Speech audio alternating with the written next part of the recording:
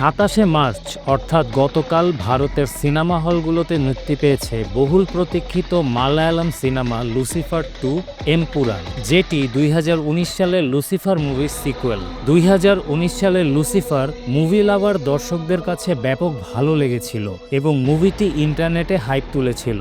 তবে লুসিফার 2 দর্শকদের কতটা মন জয় করতে পারল, আজকে কথা বলবো ইন্টারনেটে ঘুরতে থাকা লুসিফার 2 মুভির মিশ্র কিছু রিভিউ নিয়ে। রিলসটি ভালো লাগলে লাইক, কমেন্ট ও শেয়ার করবেন এবং আমাদের ইউটিউব চ্যানেলটি অবশ্যই সাবস্ক্রাইব করবেন। লুসিফার 2 মুভিটি নিয়ে দর্শকদের মাঝে দেখা যাচ্ছে মিশ্র প্রতিক্রিয়া।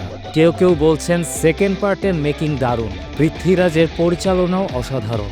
অনেকে আবার বলছেন সিনেমাটি মুক্তির আগে যেই হাইপ তুলেছিল, মুক্তির পর সেই হাইপ কমে গেছে। কেউ কেউ বলছেন ফার্স্ট হাফের তুলনায় মুভিটির সেকেন্ড হাফ বেটার, তবে লুসিফারে যা ছিল তার থেকে এই মুভিতে কিছু একটা মিসিং। কেউ বলছেন ভালো স্ক্রিপ্ট রাইটিং এবং বিষয়বস্তু থাকলে এটি ভালো সিনেমা হতে পারত, কিন্তু মুভিটির হাই মোমেন্টসের স্বল্পতা এবং লং ডিউরেশন মুভিটির আগ্রহ কমিয়ে দিয়েছে।